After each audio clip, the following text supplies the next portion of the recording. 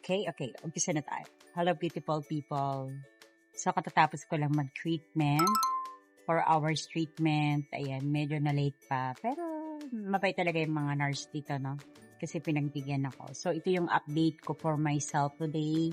Siyempre, umpisahan natin ang araw na may magandang mindset, no? Para nagre-reflect din yan sa ating mukha, ano? Sa ating fish, no? Face, no?